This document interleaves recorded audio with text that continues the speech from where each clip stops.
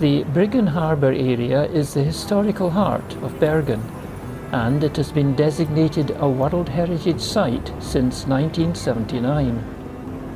Its origins were in the 14th to 16th centuries, when it was the most northern port in the Hanseatic League's trading empire. The buildings are a traditional wooden design, but are far from original because they have been burnt down multiple times over the years. They have always been rebuilt in wood because of the issue of the reclaimed land underneath being insufficient to bear any heavier structures.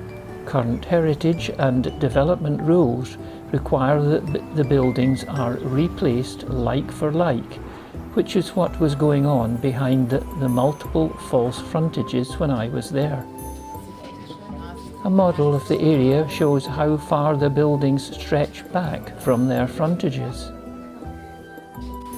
The narrowness of the passageways between them explains how easy it must have been for any fire to spread. The original offices tended to be on the ground floor, with cranes being used to transfer the traded goods between the ground and upper level storerooms. The wires of the cranes can still be seen dangling from jutted out roofs.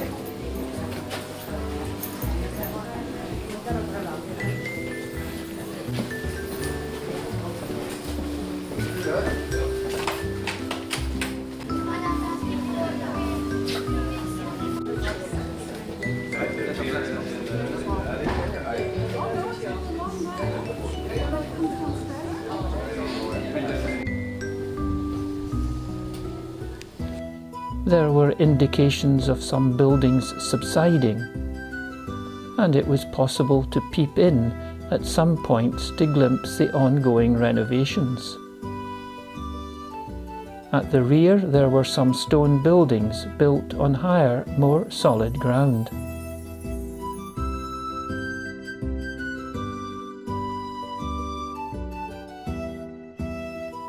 This somewhat ugly carving was a reminder that Bergen was a city built on the trading of codfish, with the key export being the dried fish sourced from the north of the country.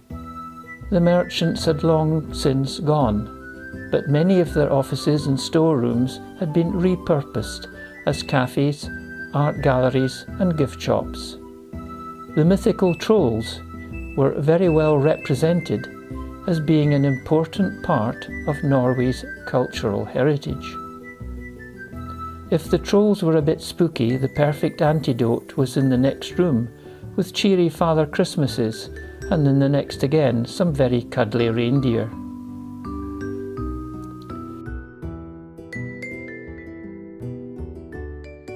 The adjacent Hanseatic Museum consisted of a number of the old wooden buildings. Their interiors represented the communal living areas for the merchants, with large halls for meetings, for meals and for education. There was some heating, but all the fires were contained in closed black metal boxes to minimise the fire risks. There was a separate building for communal cooking, and this had a roof designed to let the smoke safely out.